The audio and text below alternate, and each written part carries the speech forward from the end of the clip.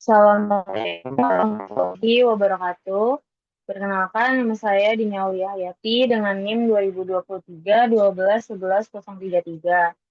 Di sini saya akan mempresentasikan mengenai proposal penelitian saya yang berjudul Pengaruh Inflasi dan Pertumbuhan Aset Terhadap Nilai Perusahaan dari Subsektor Makanan dan Minuman yang terdaftar di Bursa Efek Indonesia periode 2022 sampai 2024.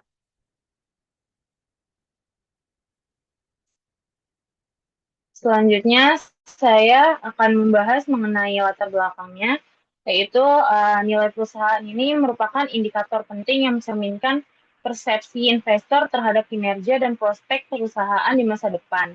Nilai perusahaan ini biasanya tercermin melalui harga saham yang terbentuk di pasar modal. Nah, salah satu faktor yang mempengaruhi adalah adanya inflasi yang dapat meningkatkan biaya operasional perusahaan seperti bahan baku dan distribusi.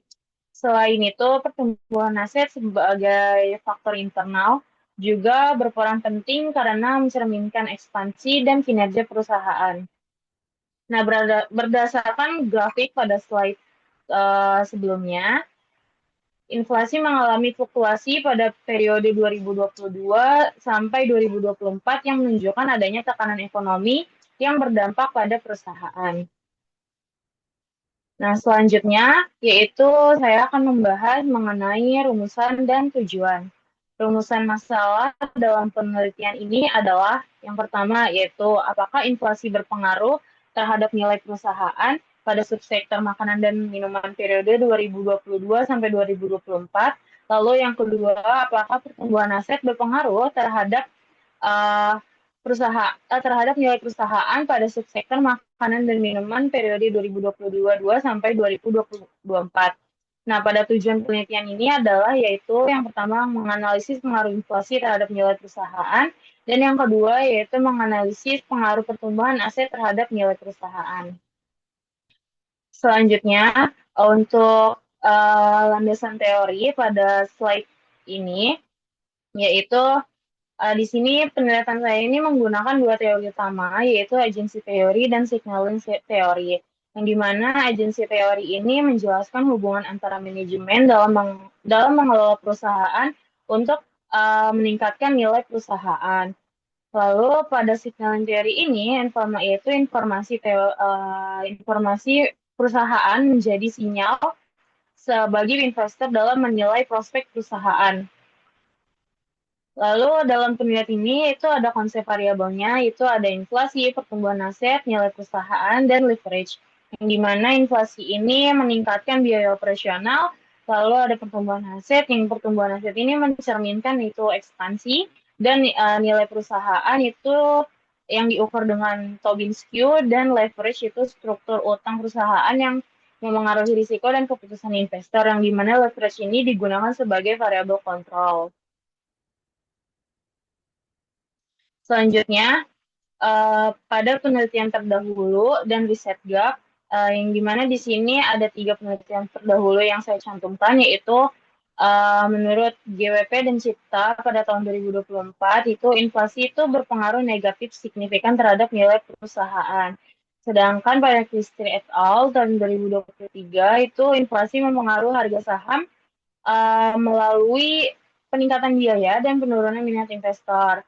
Dan yang ketiga yaitu menurut Mahfri Randito dan Adi Wibowo pada tahun 2022 yaitu pertumbuhan aset tidak berpengaruh signifikan terhadap nilai perusahaan.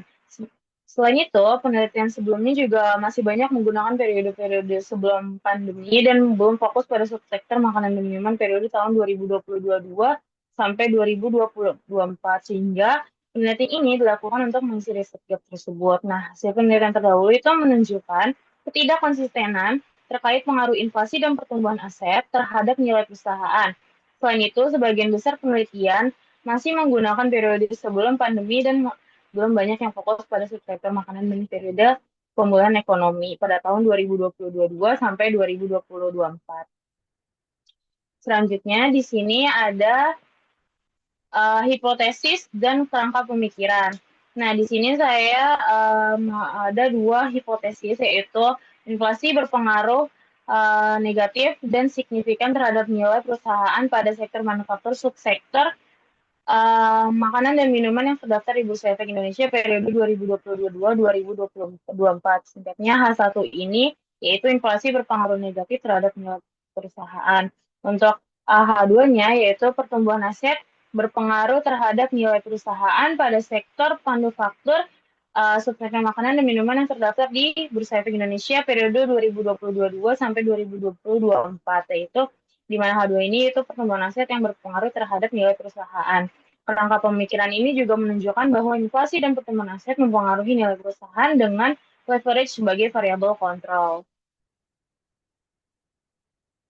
Selanjutnya, di sini ada metodologi penelitiannya, yaitu penelitian ini menggunakan metode kuantitatif dengan pendekatan asosiatif dengan periode penelitian tahun 2022 sampai 2024. Nah, objek penelitiannya ini yaitu perusahaan subsektor makanan dan minuman yang terdaftar di Bursa Efek Indonesia dengan sumber data laporan keuangan tahunan dan Badan Pusat Statistik. Nah, populasi dan sampel itu populasinya ini ada 83 perusahaan dan sampel yang digunakan sebanyak 23 perusahaan dengan total observasi 69 data, yaitu 23 perusahaan dikali 3 periode. Untuk teknik samplingnya ini menggunakan positive sampling dengan kriteria perusahaan F&B atau makanan dan minuman Bursa Efek Indonesia periode 2022 sampai 2024 dengan kategori consumer goods dan data laporan keuangan yang lengkap. Selanjutnya, di sini ada variabel operasional yang dimana di sini ada independen, dependen, dan juga variabel kontrol. Nah, variabel independen ini yaitu ada inflasi dan juga asset growth atau pertumbuhan aset, di mana inflasi ini dirumuskan sebagai indeks harga konsumen di tahun sekarang dikurang indeks harga konsumen di tahun sebelumnya, lalu dibagi indeks harga konsumen di tahun sebelumnya dikali 100%. Untuk pertumbuhan aset, yaitu total aset tahun sekarang dikurang di total aset tahun sebelumnya dibagi total aset di tahun sebelumnya dikali 100%. Lalu juga ada dependennya, yaitu Tobin Q yang dihitung dengan market value of equity dibagi book value of equity. Dan juga untuk variabel kontrolnya yaitu dihitung menggunakan debt asset ratio, yaitu total liabilitas dibagi total aset dikali 100%. Selanjutnya, di sini ada model regresi, yaitu Tobin's Q sama dengan alpha ditambah beta 1 inflasi, ditambah beta 2 growth asset, tambah beta 3 DAR, dan ditambah error. Dan keterangannya itu di sini alpha sebagai konstanta, lalu betanya itu koefisien regresi, dan ini itu error term. Selanjutnya, di sini yang terakhir, yaitu ada uji dan analisis data. Pada penelitian ini, analisis data digunakan menggunakan regresi data panel. Tahap pertama adalah uji pemilihan model yang terdiri dari uji Chow, Hausman, dan Lagrange multiplier. Uji ini digunakan untuk menentukan model terbaik antara common effects, peak effects, dan atau random effects. Lalu selanjutnya dilakukan uji asumsi klasik yang meliputi uji normalitas, melihat apakah data terdistribusi normal. Lalu ada uji multikolinearitas untuk melihat hubungan antara variabel independen. Lalu yang ketiga itu ada uji heteroskedastistas, yaitu melihat kesamaan varians. Dan yang terakhir ada uji autokorelasi untuk melihat hubungan antara residual. Setelah itu dilakukannya uji hipotesis, yaitu uji T untuk melihat pengaruh masing-masing variabel secara parsial. Lalu ada uji F untuk melihat pengaruh secara simultan dan koefisien determinasi. Dan koefisien determinasi itu untuk melihat seberapa besar kemampuan variabel independen menjelaskan variabel dependen.